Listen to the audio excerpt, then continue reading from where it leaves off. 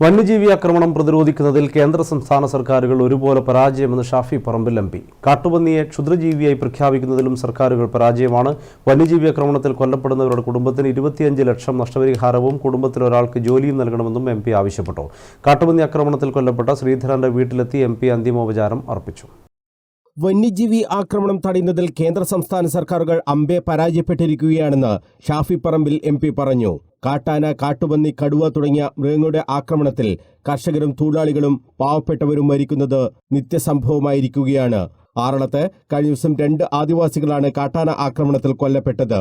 വനാതിർത്തിയിൽ നിന്നും മാറി മൊകേരിയിൽ സ്വന്തം കൃഷിയിടത്തിൽ ജോലി ചെയ്യുകയായിരുന്ന കർഷകനായ ശ്രീധരനെയും കാട്ടുപന്നി കുത്തിക്കൊലപ്പെടുത്തുന്ന സാഹചര്യമുണ്ടായി.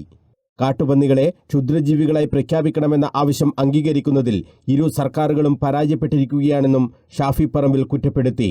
കാട്ടുപന്നി ആക്രമണത്തിൽ മരിച്ച ശ്രീധരന്റെ വീട്ടിലെത്തി ഷാഫി പറമ്പിൽ അന്തിമോപചാരം അർപ്പിച്ചു. ഈ കുടുംബത്തിന് സർക്കാർ ചുരുങ്ങിയത് 25 ലക്ഷം രൂപയുടെ നഷ്ടപരിഹാരം നൽകണമെന്നും ആശ്രിതരിൽ ഒരാൾക്ക് സർക്കാർ ജോലി നൽകണമെന്നും എം പി ആവശ്യപ്പെട്ടു. News bureau, Kannur.